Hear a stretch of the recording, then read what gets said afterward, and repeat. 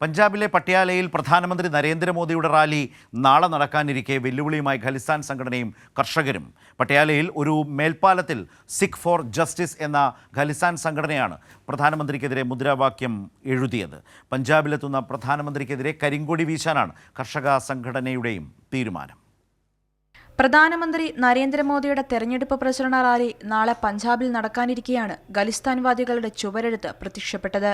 പട്യാലയിലാണ് പ്രധാനമന്ത്രി പങ്കെടുക്കുന്ന റാലി. പട്യാലയിൽ ഒരു മേൽപ്പാലത്തിൽ സിഖ് ഫോർ ജസ്റ്റിസ് എന്ന ഖലിസ്ഥാൻ സംഘടനയാണ് പ്രധാനമന്ത്രിക്കെതിരെ മുദ്രാവാക്യം എഴുതിയത്. നീതിക്കുവേണ്ടി സിഖ് എന്നടക്കം മേൽപ്പാലത്തിലെ ചുവരെഴുത്തിലുണ്ട്. ചുവരെഴുത്ത് പോലീസ് മായ്ച്ചു. ഖലിസ്ഥാൻ ഭീകരൻ ഗുർബന്ത് സിംഗ് പന്നുവിന്റെ സംഘടനയാണ് Sikh four justice.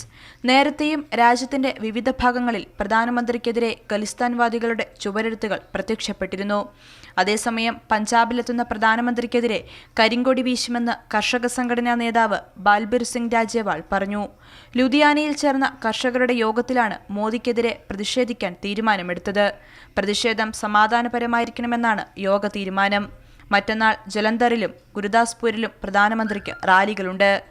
Kairali news, Delhi.